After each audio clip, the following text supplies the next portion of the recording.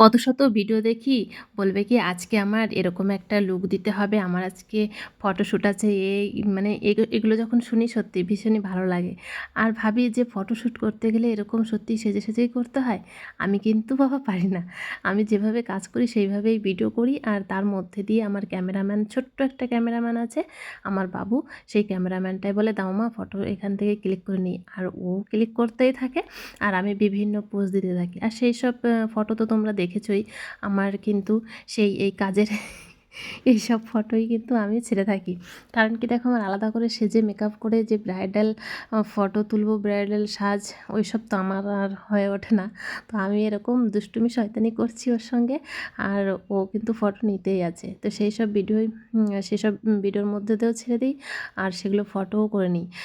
আমার পছন্দ হয় আর কি এগুলো করতে, ভালো লাগে আর কি, মস্তির মধ্যে দিয়ে সব কিছু হয়ে যায়। আর জানি না তোমাদের কেমন লাগে সেসব ফটো, আর আমি খুব ভালোবাসি এরকমভাবে ফটো তুলতে। আর সেজে পুরো ফটো তুলতে গেলে মনে হয় যে কেমন জোগাড় জোগাড় মনে হচ্ছে আমাকে।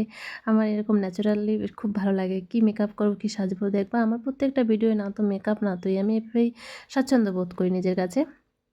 তো তোমরা কীরকম করো সেগুলো অবশ্যই একটু বলবে আমাকে। আর আমার ভিডিও যদি ভালো লাগে তোমাদের, অবশ্যই একটু পাশে থেকো, লাইক কমেন্ট শেয়ার করে। এটুকুই বলবো, আর কি বলার আর কিছুই নেই। আর এদিকে যখন আমি দুটো বোতল নিয়ে যাচ্ছিলাম, তো আমার ছেলে বলছে, মা বাহুবলী। তো আমি বলছি, হ্যাঁ হ্যাঁ বাহুবলী। তা বাহুবলীর মতন আবার এটা দুটো বোতল নিয়ে আমি বলছি কি, এই দেখো আমার কত শক্তি, সেটাই আমি দেখাচ্ছি, কিন্তু মনে কিছু করো না, হ্যাঁ। আর কি বলো তো, আমারও অনেকটা ব্যায়ামের দরকার আছে, কিন্তু সেটাই বলছে। আরও বলছে, মা তুমি জগিং যেতে পারো না? তো আমি বলছি কি, আমার আর কি হবে, তোদের এই কাজ করতে করতেই আমার জগিংয়ের টাইম হয়ে যাচ্ছে। তো জগিং এমনি করা দরকার, কারণ মোটা হয়ে যাচ্ছি মনে হচ্ছে। তো এই কারণেই বলছি যে আমার আর কাজ হচ্ছে না, প্রত্যেকদিন এরকম বোতল ভরে ভরে জগিং করতে হবে। তো এসব ছেলেটাকে বলছি, আর ছেলেটা বলছে যে, না মা তোমার জিমে ভর্তি করবো, আমাদের এখানে আবার জিম আছে। মানে এখানে বলতে বেশ ২ কিলোমিটার হবে আর কি।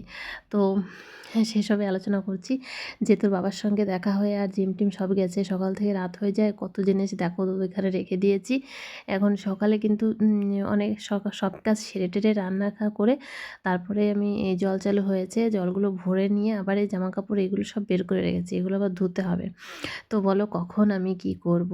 জগিং যাব না এই করব? তো মনে হয় বোতল দিয়েই আমার জগিংয়ের কাজ চালাতে হবে, তাই না? ওগুলো উঁচু-নিচু করেই আমার আর কি যেটুকু মোটা হয়েছে সেটুকু কম করে দেবো। তাই ছেলেটাকে অনেক ধরনের কথা এরকম শোনাচ্ছি, আর ছেলেটা আমার চুপ করে শুনছে। কি করব বলো? ওকে আমি মানে কি বলো তো, ওর সঙ্গেই আমার পুরো দিনের আড্ডা, আনন্দ, ভালোবাসা বলতে পারো সব কিছুই ও আমার।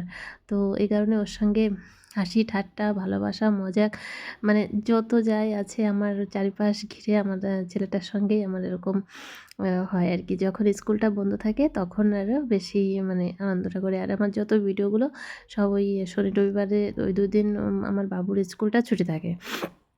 আর আমি ঠিক ওই ২ দিনটাই বলি, বাবু আমার ভিডিওগুলো একটু করে দে। তো সেই ২ দিন ও করে দেয়, আর মাঝে মাঝে কখনো যদি ছুটি থাকে তখনও করে দেয়।